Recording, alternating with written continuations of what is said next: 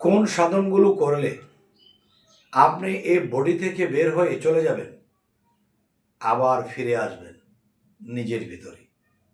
এই ফাঁকে ঘটবে কি, যে আপনি দরবারে বসা আছেন বা আপনার বাড়িতে বসা আছেন, আপনি চলে গেছেন বিভিন্ন জায়গায়, কিন্তু ভক্তরা হোক, পরিচিত লোকে হোক, আপনি জামালপুর থেকে কখন আসলেন, দরদি আপনাকে তো জামালপুরে দেখেছিলাম অমুক বাজারে।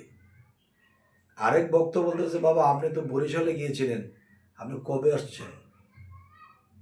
আপনাকে আমি দেখা করেছি, আপনাকে কিছু আপ্যায়ন করেছি, আপনি কখন এলেন, কবে এলেন? আবার আরেক জায়গাতে বলছি একই দিনে একই সময়ে এই ঘটনা কেন হয় জানেন? এটা কোন সাধনে হয় বলবো না, তবে ইঙ্গিত করতে পারি। সেটা হলো কি,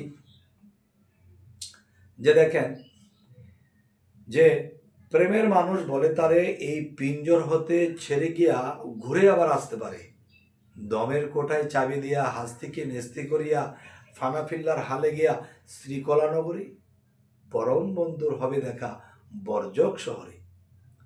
মরা হইয়া ধরছে যেজন লাগ পাইয়াছে অধরারে, এবার সুলতান নাসিরা মোকামে জলি এবং খফি দুয়ের শনে গেলে দেখতে পাবে ধ্যানে, মুর্শিদকে নজরে আপনাকে হারাইলে পাওয়া যায় মাসুকেরে।